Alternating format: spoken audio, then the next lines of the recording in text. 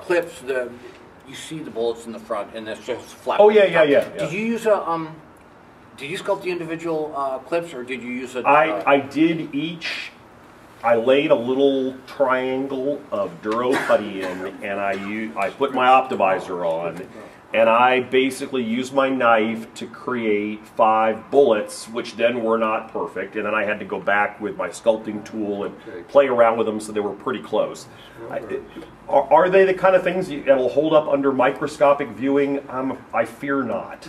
But I'm hoping that with paint and with all the other things going on, I'll be able to get the little tips that do show will all look neat enough that they will look like combined, clips. So it's a challenge. I've never had to do that before. Doing bandoliers with individual bullets, the kind that they would have worn during a Victorian campaign where they were using a breech-loading rifle like a Martini Henry or something like that, where you just had individual bullets, that's one thing. But doing clips where it's basically a body of 5 things that are all attached, I've never done that before. So, and they all had to be exactly the same. That's the other challenge. So, I've got some really great photographs of a variety of different bore bandoliers. I picked out one that I really liked. And that's the one I didn't pick out the easiest one, right?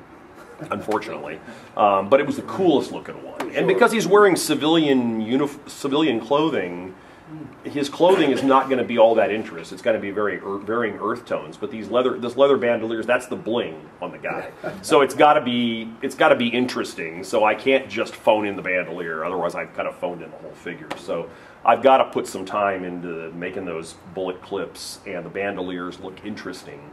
And I'm going to have to be careful about painting the leather and all that to make sure I get a nice, realistic effect on the leather and all that. Because again, he doesn't have much else to look at. He's hopefully have a cool face and a cool looking beard, and he'll look a little scary, which I'm hoping.